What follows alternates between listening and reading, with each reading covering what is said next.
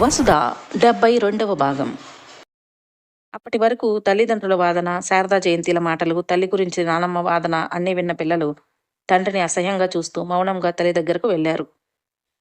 గదిలోకి వెళ్లిన పిల్లలు పాపం తల్లి ఎంత బాధపడుతుందో అనుకుంటూ ఎంతో బాధగా వసుధ దగ్గరకు వెళితే, గదిలోకి వెళ్లిన వసుధ అప్పటికే ఫ్రెష్ అయి వచ్చి బట్టలు మార్చుకోవటానికి వార్డ్రోబ్ ఓపెన్ చేసింది. వార్డ్రోబ్ ఓపెన్ చేసిన వసుధకి తన బట్టలన్నీ చిందరవందరగా కనిపించాయి. తన బట్టలు అలా చిందరవందరగా ఉండటానికి కారణం ఏమై ఉంటుందో ఊహించిన వసుధ చిన్న చిరునవ్వు నవ్వి బట్టలన్నీ సరిగ్గా సర్ది పెట్టుకుని తన బట్టలు మార్చుకుని తనని చూస్తూ నిలబడిన పిల్లల్ని గమనించి, మీరు ఫ్రెష్ అయి చదువుకోండి నాన్న, నేను మీకోసం డిన్నర్ ప్రిపేర్ చేస్తాను అంటూ గదిలో నుండి బయటకు వచ్చింది. గది నుండి బయటకు వచ్చిన వసుధ హాల్లోని సోఫాలో కూర్చున్న సాగర్ని గమనించి నేరుగా సాగర్ దగ్గరకు వెళ్ళి అతని ఎదుట నిలబడింది. నేను లేని సమయంలో నా వార్డ్రోబ్ వెతకడానికి సిగ్గనిపించలేదా నీకు? నువ్వు దేనికోసం నా వార్డ్రోబ్ వెతికావో ఊహించగలను, కాకుంటే అది పూర్తిగా నా పర్సనల్. అలా ఎలా దాన్ని నీ కంటపడనిస్తాను అంటూ కళ్ళెగరేసింది వసుధ. వసుధ మాటలు, వసుధ ప్రవర్తన అంతకంతకు సాగర్కి పిచ్చెక్కిస్తూ ఉంటే, ఏంటే పర్సనల్? మొగుడు పెళ్ళాల మధ్య కూడా పర్సనల్స్ అంటూ ఉంటాయా అన్నాడు కోపంగా. నిజమే మిస్టర్ సాగర్, మొగుడు పెళ్ళాల మధ్యలో పర్సనల్స్ అనేవి అసలే ఉండకూడదు కూడా. కానీ for your kind information mister Sagar, మనం పేరుకు మాత్రమే భార్యాభర్తలం, నిన్న మొన్నటి వరకు, అంటే నేను సూసైడ్ అటెంప్ట్ చెయ్యక ముందు వరకు. బట్ ఇప్పుడు పేరుకు కాదు కదా. అట్లీస్ట్ నా పేరు పక్కన నీ పేరు ఉండటానికి కూడా నేను ఇష్టపడట్లేదు. కారణం, ఇది నాకు పునర్జన్మ. అంటే నేను నా జీవితాన్ని నాకు నచ్చినట్లుగా జీవించడానికి నాకు ఇది మరొక అవకాశం. లైఫ్ అందరికీ సెకండ్ ఛాన్స్ ఇవ్వదు, బట్ నా లక్, నాకు సెకండ్ ఛాన్స్ వచ్చింది.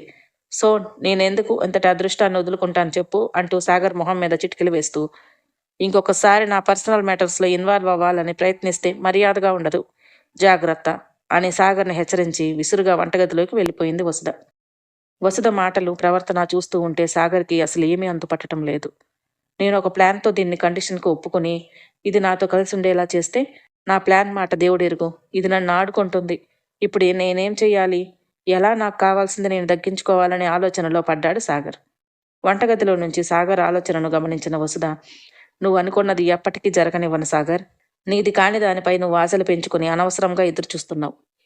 కోరి కోరి చేజేతులారా నీ మనశ్శాంతిని నువ్వే దూరం చేసుకున్నావు. నన్ను తిరిగి ఇంటికి రప్పించి నువ్వు చేసుకున్న దానికి నువ్వు ఖచ్చితంగా అనుభవించి తీరాల్సిందే అని మనసులోనే కసిగా అనుకుని వంట చేయటంలో మునిగిపోయింది వసుధ. సాగర్ వసుధ ప్రవర్తన గురించి, అలాగే తను దక్కించుకోవాలి అని ఆశపడుతున్నదాన్ని ఎలా దక్కించుకోవాలి అనే ఆలోచనలో మునిగిపోయినా సాగర్ తన ఫోన్ రింగ్ అవుతున్న శబ్దంతో ఈ లోకంలోకి వచ్చాడు. ఫోన్ చేతిలోనికి తీసుకుని చూసిన సాగర్కి మేఘమాల ఫోన్ చేస్తుంది అని అర్థమై, ఈ టైంలో ఫోన్ మాట్లాడితే వసుధ మళ్ళీ గొడవ చేస్తుంది. ఫోన్ కట్ చేసి డిన్నర్ చేయడానికి డైనింగ్ టేబుల్ దగ్గరకు వెళ్ళాడు.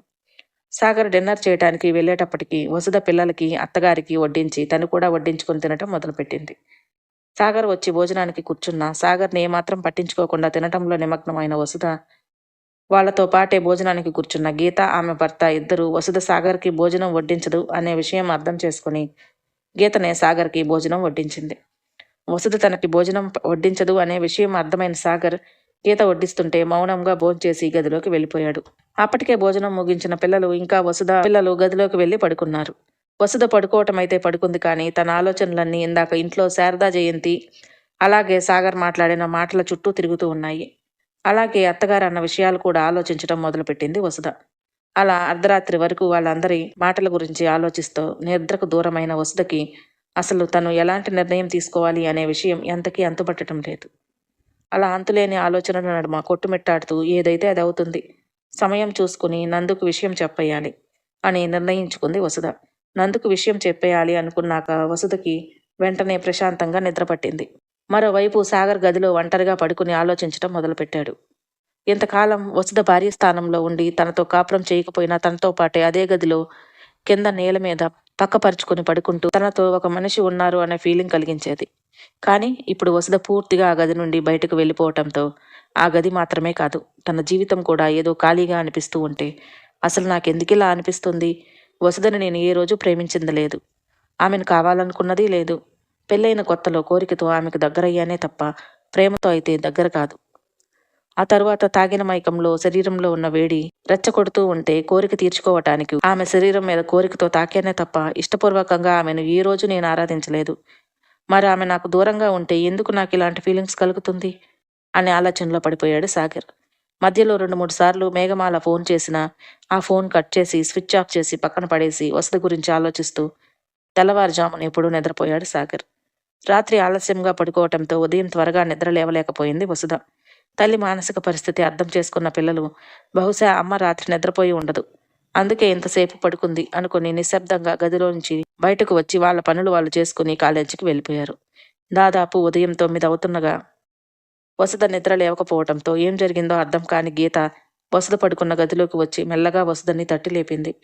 గీత తట్టి లేపటంతో ఉలిక్కిపడి లేచిన వసుధ టైం చూసుకొని, అమ్మా ఇంతసేపు పడుకున్నానా అంటూ గబగబా ఫ్రెష్ అయ్యి వచ్చి గీత అందించిన కాఫీ తాగి హడావిడిగా ఏదో టిఫిన్ తిన్నాను అనిపించి అప్పటికే 10:30 కావస్తుండగా ఉరుకులు పరుగుల మీద ఆఫీసుకు బయలుదేరి వెళ్ళిపోయింది.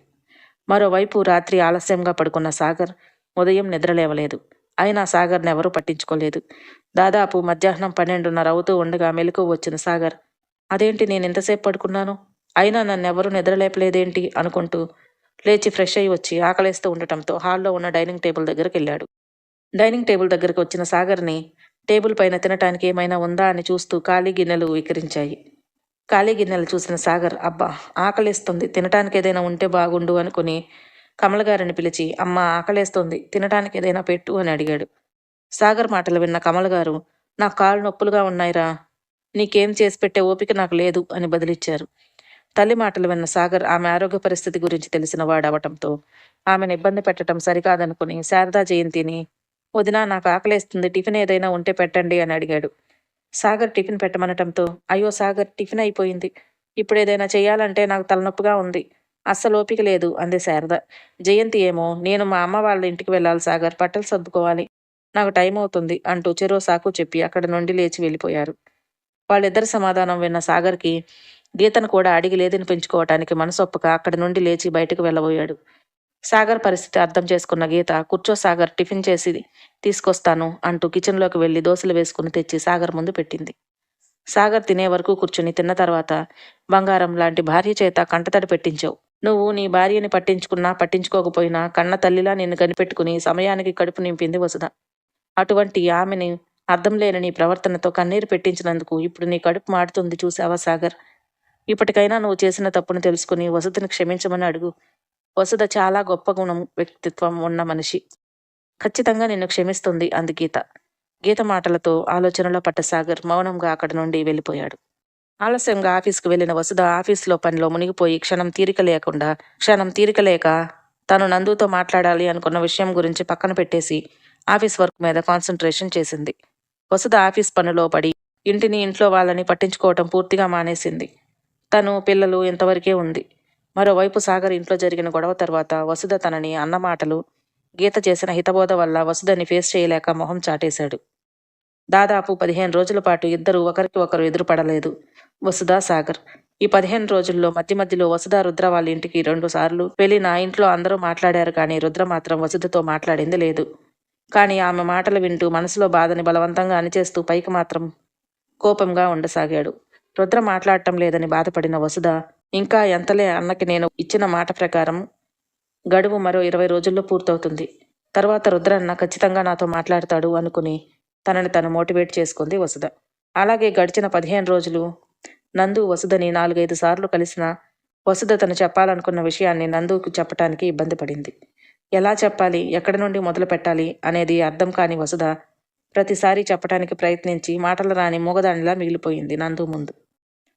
వసుధ తనకేదో చెప్పాలని ప్రయత్నిస్తుంది అని అర్థం చేసుకున్న నందు ఆమెను బలవంతం పెట్టడం ఇష్టం లేక ఆమె చెప్పాలనుకున్నప్పుడు చెప్పని అనుకుని తను కూడా ఆ విషయం గురించి అడగటం మానేశాడు. కారణం, ఇంతకాలం తన దగ్గర ప్రతి విషయం దాచాలి అనుకున్న వసుధ ఇప్పుడు ఏదో చెప్పడానికి ప్రయత్నిస్తుంది అంటే తనలో మార్పు మొదలైంది. ఆ మార్పుని తనే గుర్తించాలి అనే ఉద్దేశంతో నందు వసుధని ఇబ్బంది పెట్టకుండా ఆమె చెప్పే వరకు వెయిట్ చేయటం బెటర్ అనుకుని తనకి ఏమీ తెలియదు అన్నట్లుగా వసుధ ముందు మామూలుగా ఉండసాగాడు నందు. సరిగ్గా సాగర్ వసుధల మధ్య గొడవైన 15 రోజుల తర్వాత ఉదయాన్నే నిద్రలేచిన వసుధ స్నానం చేసి సూర్య నమస్కారం చేసుకోవటం కోసం అలవాటు ప్రకారం మేడ మీదకు వెళ్ళింది. అక్కడ సాగర్ నిలబడి ఫోన్ మాట్లాడుతూ ఉన్నాడు. పాపం ఏ రోజు వసుధ గురించి పట్టించుకొని సాగర్కి వసుధ ఆ సమయంలో మేడ మీదకు వస్తుంది అని తెలియక మేఘమాలతో ఫోన్లో మాట్లాడటంలో నిమగ్నమయ్యాడు. సాగర్ వసుధతో గొడవ పడిన తరువాత ఆమె మాటలన్నీ విని మళ్ళీ మేఘమాలతో మాట్లాడితే ఎక్కువ గొడవ చేస్తుందో అని భయపడి మేఘమాలని పూర్తిగా అవాయిడ్ చేయటం మొదలుపెట్టాడు. దాంతో రోజు ఫోన్ చేస్తానని చెప్పిన సాగర్ 15 రోజులైనా ఫోన్ చేయకుండా తనని పట్టించుకోకపోవటంతో మేఘమాలలో భయం మొదలైంది. ఇద్దరు వ్యక్తుల మధ్య తాళిబంధం ఉంటే ఆ బంధం ఎంత బలహీనమైనదైనా విడిపోయిన ఆ వ్యక్తులు ఎప్పటికైనా కలుస్తారనే నమ్మకం ఉంటుంది. మరి తాళిబంధం లేకుండా ఎప్పటికీ దృఢమైన బంధం ఉన్న చిన్నపాటి దూరం ఏర్పడితే ఆ బంధం తెగిపోతుంది అనే భయం ఉంటుంది. బహుశా అదేనేమో పెళ్లి బంధంలోని గొప్పతనం. ఎలా అయినా సరే సాగర్ని తన వైపు తిప్పుకోవాలనే ఉద్దేశంతో కిందటి రోజు సాగర్ ఆఫీస్కి వెళ్ళింది. సడన్గా ఆఫీస్కి వచ్చిన మేఘమాలని చూసిన సాగర్, మేఘ నువ్వేంటి ఇక్కడికి వచ్చావు అంటూ కంగారుగా ఆమెను తన క్యాబిన్లోకి తీసుకుపోయి డోర్ లాక్ చేశాడు. ఏంటి మేఘ ఇలా వచ్చావు? ఎవరైనా చూస్తే కొంపలు అంటుకుంటాయి. ఇప్పటికే వసుధ నన్ను ఫుట్బాల్లా ఆడుకుంటుంది. నువ్వు ఆఫీస్కి ఎందుకు వచ్చావు? అసలు నీకు బుద్ధుందా?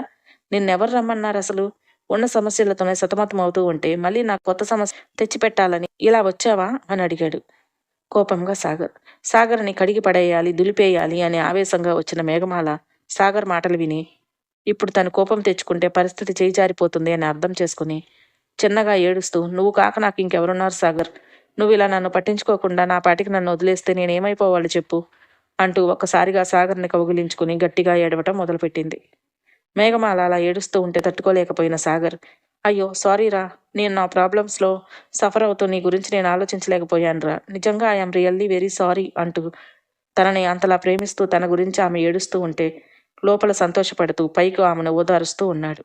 సాగర్, నువ్వు ఇంట్లో నుండి వెళ్ళేప్పుడు ఏం చెప్పావు? నేను ఇంటికైతే రాను కానీ ఫోన్లో టచ్లో ఉంటానని చెప్పావు. నిన్ను చూడకుండా ఉండటమే కష్టం అనుకుంటే కనీసం నీ గొంతు వినే అదృష్టం కూడా నాకు లేకుండా చేసావు అంటూ 2 ముక్కులు ఎగపీలుస్తూ ఉక్రోషంగా అడిగింది మేఘమాల. మేఘమాల చిన్నపిల్లలా ప్రవర్తిస్తున్న తీరు చూసి పెదవులపై చిరునవ్వు చేరగా, సారీ మేఘ, ఇంకెప్పుడు ఇలా చేయను. ఏదో ఫ్యామిలీ టెన్షన్స్ వలన నేను నిన్ను కాస్త నెగ్లెక్ట్ చేసిన మాట నిజమే. అందుకు నిజంగా మనస్ఫూర్తిగా క్షమాపణలు అడుగుతున్నాను. ఇంకెప్పుడు ఇలా ప్రవర్తించను. అయినా ఇంకెంత చెప్పు, 20 రోజులే ఉంది. ఈలోపు నేను చేయాలనుకున్న పని పూర్తి చేసుకుని ఆ రాక్షస పీడ శాశ్వతంగా వదిలించుకుని నీ దగ్గరకు వచ్చేస్తాను అన్నాడు సాగర్.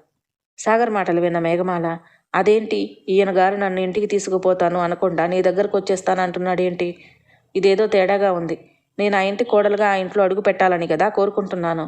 మరి సాగర్ ఏంటి ఇలా మాట్లాడుతున్నాడు అని మనసులో అనుకుంటూ, అయినా ఇప్పుడు అడగటానికి సమయం కాదులే, ముందైతే ఆ రాక్షసి సాగర్ జీవితంలో నుండి వెళ్ళిపోని, అప్పుడు మెల్లగా సాగర్ని మాటలతో మంచి చేసుకుని ఆ ఇంట్లో అడుగు పెడతాను అనుకుని, అలాగే సాగర్, నీకు నచ్చినట్లుగా చెయ్యి, కాకపోతే నాతో కనీసం ఫోన్లో అయినా టచ్లో ఉండు ప్లీజ్ అంటూ సాగర్ని ఎంతో బాధగా అడిగింది. మేఘమాల బాధ అర్థం చేసుకున్న సాగర్, సరే మేఘ, ఖచ్చితంగా నేను నీకు ఫోన్ చేస్తాను. రోజు ఉదయం సాయంత్రం 2 సార్లు ఫోన్ చేస్తాను. కానీ ముందైతే నువ్వు ఇంటికి వెళ్ళు. ఇక్కడ ఎక్కువసేపు ఉంటే మనిద్దరికీ మంచిది కాదు అంటూ ఆమెను అక్కడ నుండి ఇంటికి పంపించేశాడు. మేఘమాల వెళ్ళిపోయిన వెంటనే ఆమె తనని అంతలా ప్రేమిస్తున్నందుకు మనసులోనే మురిసిపోతూ, అయినా నన్ను ఇంతలా ప్రేమించే మేఘమాల ఉండగా నేను వసుధ గురించి ఆలోచించడం తప్పు. అసలు వసుధ నన్ను ఏ రోజు ప్రేమించిందని? మేఘమాల అంతలా నన్ను ఎప్పుడూ ప్రేమించలేదు. కనీసం మొగుడంటే గౌరవం కూడా ఇవ్వటం లేదు. దాని గురించి నేను ఎందుకు ఆలోచించాలి అని మనసులో వసుధ గురించి వేధిస్తున్న ఆలోచనలను పక్కన నెట్టేసి ఆఫీస్ పనిలో నిమగ్నమైపోయాడు. ఆఫీస్ నుంచి వచ్చిన సాగర్ భోజనం చేసిన తర్వాత రాత్రి పడుకునే ముందు చాలాసేపు మేఘమాలతో చాట్ చేస్తూ ఎప్పటికో నిద్రలోకి జారుకున్నాడు. రోజులా కాకుండా ఎందుకో ఉదయం త్వరగా మెలకువ రావటంతో రాత్రి చాట్లో మేఘమాలని మాటల ఎఫెక్ట్ ఏమో ఉదయాన్నే మేఘమాలతో మాట్లాడాలి అనిపించి గదిలో మాట్లాడితే ఏ క్షణమైనా వసుధ తన వస్తువుల కోసం గదిలోకి వచ్చే అవకాశం ఉంది అనుకుని మేడ మీదకు వెళ్ళి మేఘమాలకి ఫోన్ చేశాడు. మేఘమాలతో మాట్లాడుతున్న సాగర్ వసుధ సూర్య నమస్కారం కోసం వచ్చిన విషయం గమనించుకోలేదు. సాగర్ అటువైపు తిరిగి మాట్లాడుతూ ఉండటం, పైగా ఫోన్లో మేఘమాల మీద పీకల లోతు ప్రేమలో మునిగిపోయి మాటలు కలపటంతో చుట్టుపక్కల పరిసరాలని గమనించలేని పరిస్థితుల్లో జారిపోయాడు. ఇంకెంత మేఘ, 20 రోజుల సమయం ఉంది. ఈలోపు నేను అనుకున్న పని పూర్తి చేసి ఆ రాక్షసి పీడ వదిలించుకుంటాను.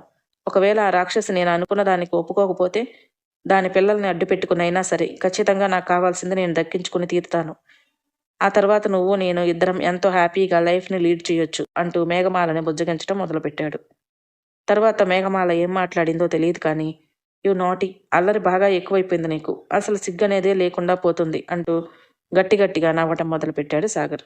ఆ మాటలు విన్న వసుధ మనసు బగబగ మండిపోతుంటే సాగర్ తన గురించి పిల్లల గురించి ఎంత క్రూయల్గా ఆలోచిస్తున్నాడు అనేది అర్థమైన వసుధ సాగర్ని మనసులోనే అసహించుకుంటూ సాగర్ మేఘమాలతో మాట్లాడుతున్న తీరుకు మనసు 1000 ముక్కలవుతుంటే అక్కడ ఇంకొక క్షణం ఉండలేక కళ్ళలో నుండి ఉబికి వస్తున్న కన్నీటిని బలవంతంగా ఆపేస్తూ మౌనంగా అక్కడి నుండి వెనుతిరిగి వెళ్ళిపోయింది. కానీ సాగర్ మాత్రం వసుధ వచ్చింది వెళ్ళిపోయింది కూడా గమనించలేకపోయాడు.